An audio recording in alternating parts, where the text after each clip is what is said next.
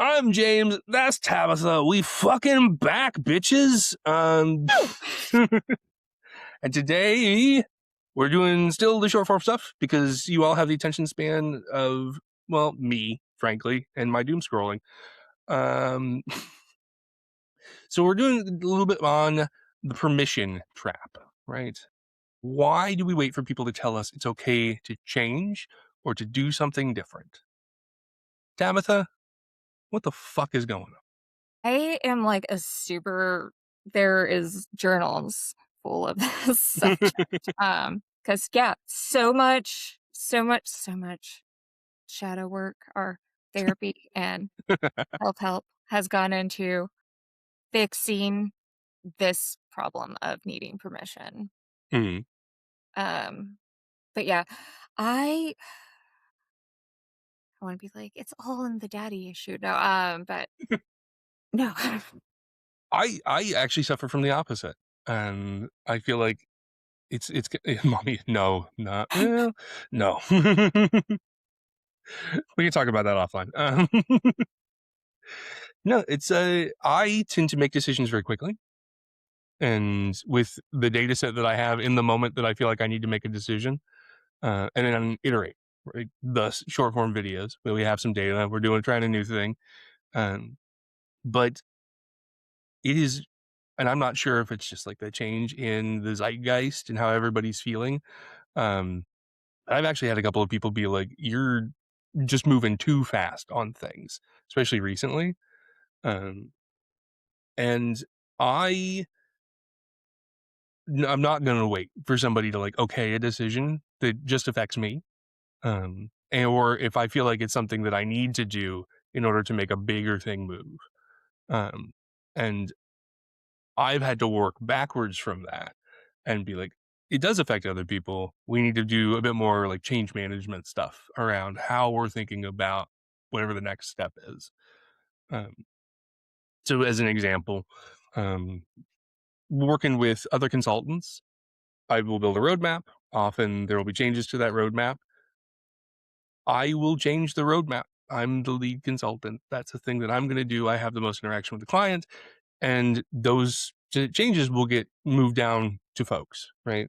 I do try to be very respectful of their time of like, this is now the additional lift, or this is how, because you have other projects, things are getting scheduled on top of each other. How do we make all the pieces work together? But I've had folks who really have had a hard time with being like, this is a major change to how my conception of the project, right?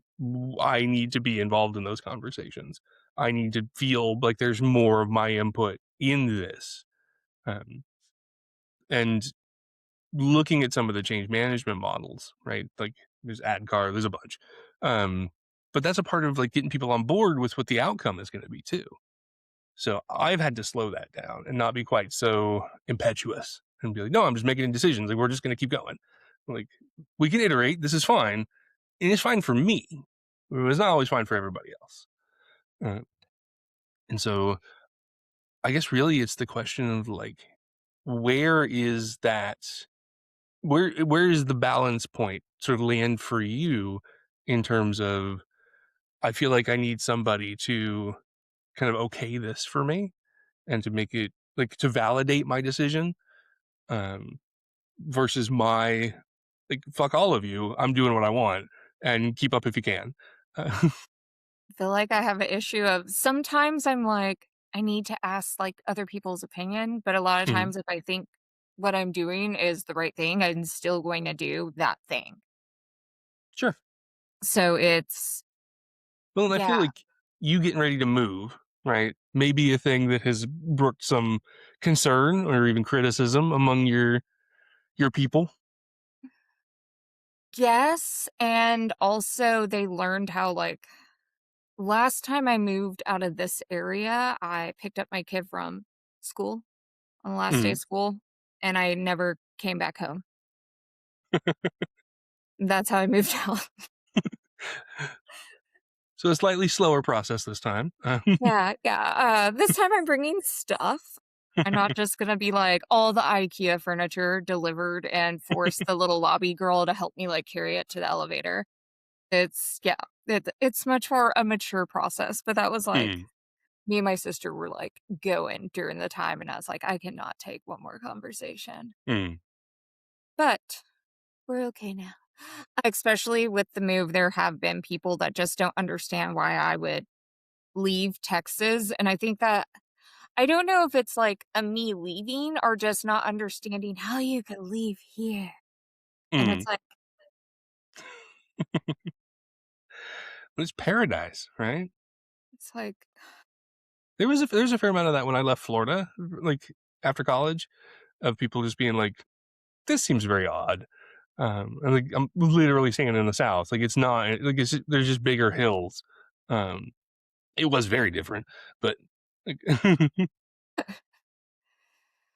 no, you know, I think there's a big trying to find that sweet spot around getting enough input to feel valid in the decision that you're making, and also not being locked into indecision paralysis because you got to get all of it, or you got to get it from somebody specific. Um, I guess also though this plays into the factor of I'm a solo parent. I have been also, like, solo my entire adult life, so it's pretty much, if I make a decision, that just simply is the decision, and it's cool, I could ask maybe my dog or my child and be like, "Hello, let me ask you this." yeah. It's I guess I have learned just not to talk to people that much, and during Hmm. my healing journey, I also work through the people who wish you the worst, and then, of course, you have people that wish you the best, but in reality, whenever you're a business owner and you start doing things with your life and people that you're friends with that were your 50 cent hot wing friends, Hmm. um, Grab bucket. yeah, they want you to stay with them. So it's just being Yeah. like, "Oh, that's a great idea. Fuck you." No, So the crab bucket's a real thing, right? Like, people will try to pull you back into it, especially when they start to see you going out and doing something. And that's really tough, right? Like, I have lost friends and like members of my community as things have changed for me. Um, and I don't know that they particularly don't wish me well, but I also know that it was not a relationship that was going to be sustaining for either of us, given how people were feeling about things. Um, and especially like when things can go sideways for you too. Right? It's both up and down. yeah. Um, you know, the first when my nonprofit did not do well. Thank you, Ted Cruz. Ted Cruz shut down the government and he killed a bunch of nonprofits because the government stopped paying people. Um, fuck you, Ted Cruz. Anyway, uh, yeah, like those relationships change, and not just with the folks that were working with me, but with the people who were paying for projects, with all of the and I lost touch with a bunch of folks because the commonality wasn't there anymore, right? And I feel like with a lot of the sort of crab bucket questions, right, where people are starting to get envious, may even be a strong word for it, but there's just a change in your relationship. And I think for me, trying to think about it that way, I'm like, this is just as things are changing, we are not the same people we were when it was really important that we got wings on Thursday every week. I got a thing that's taking up the wing space, and we can't. That's just what it'd be right now. Maybe I'll come back to wing space later. Maybe I'll even like pick up the tab for wing space when everything's done. But even that will change the context of your relationship. And people are always fucking weird about money. They Yeah, yeah. I made a joke once about, like, "You better be getting half this bill," and it was not it went really badly. You But I didn't even drink, like, it wasn't that much. Come it on, was, like, man. several beers, and I didn't even have a beer, like, so Don't make this weird, brother. Mhm. So, what do you feel like is the way that you have kind of come around to the crab bucket question? You cut them snip, out. snip, snip. I think just really looking at conversations with people, Mhm. um, and sometimes those are the ones, you're having at, like, 3 in the morning with yourself where you're like, "That was not nice." One of the ones was with a family member whenever I was like, "I'm gonna start copywriting," whenever we were during the government-inspired shutdown that was not part of the pandemic. I was like, "I'm gonna start copywriting," and I was told, "Well, you shouldn't be a writer. I should be the writer." And I was like, "That's so rude. Like, you don't even write." And that's what I concentrated on, and it wasn't until, like, years later where I was like, "That bitch." Where I realized, that wasn't even an answer to, like, me talking about starting a business. That was Mhm. literally "You're making me feel less than." Yeah. Well, And and s yeah, I think particularly when it leans on some piece of them that's really they see as being like a core part of their identity, right? I am supposed to be the writer. I've definitely had those moments with people where they're like, "No, but I'm supposed to be the one that can," and I'm not. Well, to use the Banyan example again, right? I came straight out of grad school. I started a nonprofit. We cranked it up to about $3 million a year, which was amazing, right? And yeah, dude, it was a house built on sand because trusting the federal government's a terrible idea. But the idea that like so many of the folks that I talked to about it were like, "There's no way. There's just no way in hell it's going to work at all." Um, or I actually at the we had to do like a big capstone project, to present to a group of professors, and one of them actually because they asked what I was going to do afterwards, and I was like, "I've already started this thing." Uh, she straight up was like, "That is one of the most arrogant answers I've had to that question," and I was like, "Okay, well that's great. Glad I never took your class, dickhead." And I was it arrogant?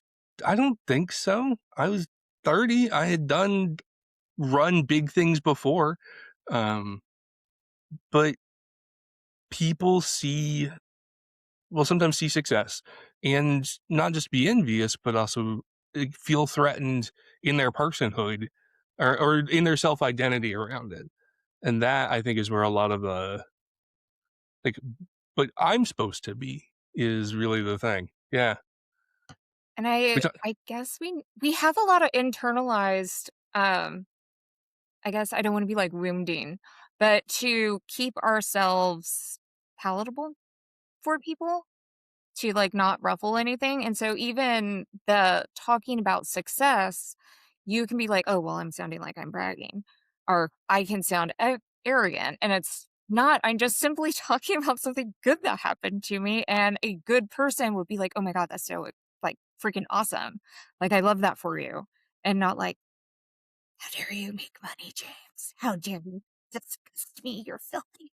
Like, so and a piece that I've kind of come to, and frankly, having watched a lot of Dungeons and Dragons live play over the last little bit, and all like the D20 kids with their like improv backgrounds, right? It's finding people who do yes and, or even finding people who do no but, right? Of like, are going to be people who want to contribute to whatever it is you're doing, regardless of whether it benefits them or not, right? One of my favorite things to do is hanging out with friends who are also trying to get something off the ground and just like riffing on it, right?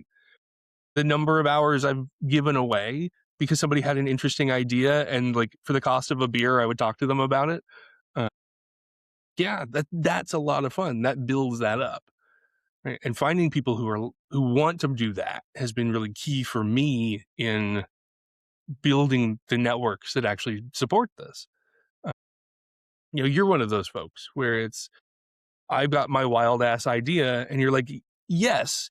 And you actually have to think about things like bookkeeping and like paying attention to the functional bits and not just, hey, I'm going to write a book. Um, we should play test that a little bit and see how that actually goes. Maybe we're going to have to revisit some of the sections because I assumed quite a lot of people would have a lot more organizational theory background than they actually do. Uh, literally have a business degree, and I'm like, "Who the fuck is that?" And that is where my deep nerdery is. So when you're ready for it, kids, I will be writing a textbook on organizational theory. And this, not just that, but like how people actually want to associate and disassociate, because that's where I get to at the end of the day. I've stared at the computer long enough. Fresh off the boat and like dream about being Jessica. Mainly, like, in the it's one moment where she's at a sample, like, they offer her a sample of chips, and she just Hmm. takes the whole bowl and puts it in her cart, and I was like, "That is my dream." Like, just to be like, "Thank you for the ice cream," and just, like, take the whole thing, and I was like I know that's not, like, a big dream, but I'm just like, I don't even know that gets you kicked out of Costco, right? um, Like, the confidence of just being like, yeah, "Mine." mine. Mine now. Bye. But I think, yeah, the importance of having a network and having community of other people also on the same journey, which is part of like why I'm really excited about moving because I am the only person on the journey that I'm on here. And so it's like I even talking about what I do, it's confusing to a lot of people. Yeah. Well, and I feel when I first set out to start anything, right? Whether it was Big Left, whether it's was Banyan, it was finding folks who are already kind of doing the same work, and so that you do have some camaraderie to it. You do have places where you can do yes and right, where you can build an additional value into whatever it is you're trying to produce, right? I love that I can just call up somebody and have them magic their way into a process and fix something, right? It's great. I know a lot of really smart people, and so all of a sudden you have that ability to just fix things. Um, but because you're also helping each other, right? It's not a zero sum game. There is an infinite amount of money. It's all made up. Uh, I mean, look up fractional reserve banking, kids, and worry. Yeah, no, like, but you finding people who wanna come along for the ride and who really feel that other people's success is also theirs, right?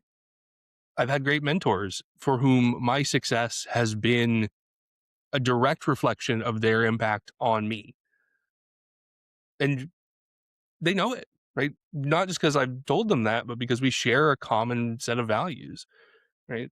I do the same for other people. I want the people that I'm talking to be successful. If you book time with me and I'm like, I want you to succeed, right? That is my only goal in this. And I feel like, you know, like you're saying, right? If you can't find that where you are, maybe you need to be someplace else. And then if someone tells you not to do that, do it anyways. Because Tabitha said so. I'm giving you permission. That's all you need. There we go. Yep. The opposite of everything we just told you to. Look, if you need permission to do a thing, like it, Tabitha's a great person to be.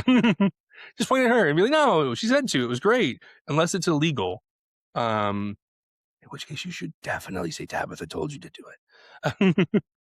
We made it. 10 seconds to spare.